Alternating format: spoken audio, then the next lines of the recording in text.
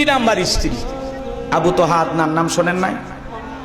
Social মিডিয়াতে এমন ভাবে প্রচার করা হয় মনে হয় বাংলাদেশে এই হুজুর প্রথম দ্বিতীয় বিবাহ করছে, আর কেউ করেনি।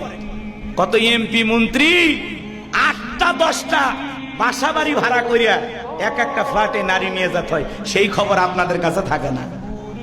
হুজুর বিয়ে করলে আপনাদের চুলকায় না? হুজুরদের নিয়ে যত অ্যালার্জি, ওনার সেই স্ত্রী, এটা স্বামী পরিত্যক্ত একটা নারী, এর আগেও বিয়ে হয়েছে।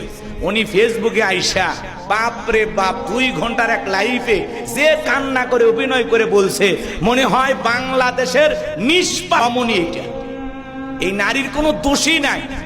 আপনার যদি দোষ না থাকে আগের স্বামীগুলোর ভাত হইল না কেন? কথা কর না কেন? আপনি যদি এতই সতী সাধবী রাবিয়া বস্ত্রী হন, আগের স্বামীগুলোর সংসার টিকলো না কেন? হুজুরের নরম পাইছেন, হ্যাঁ, নাকে দড়িতে ঘুরাইতে চান। আলেমের সম্মান নষ্ট করে, স্বামীর সম্মান নষ্ট করে সোশ্যাল মিডিয়া দেশে স্বামীকে নিচে নামাবেন, আবার দেশবাসীর কাছে বলবেন আমি আমার সংসার ফেরত চাই। তোমার মতো নারীর সাথে সংসার করা মানে পুরো জীবনটা ধ্বংস হওয়া, কথা বলে ঠিক না? কালো কাপড়ে দাগ লাগলে কারো চোখে পড়ে না, সাদা কাপড়ে দাগ লাগলে সবার চোখে পড়ে।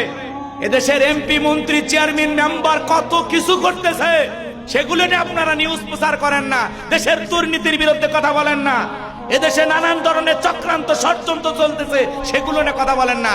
আপনি হুজুরের বউ নিয়ে পড়ে আছেন, প্রত্যেকটা চ্যালেঞ্জ খোঁজেন, আর হুজুরের বউ কি কইলে এটা নিয়ে পড়ে আসেন।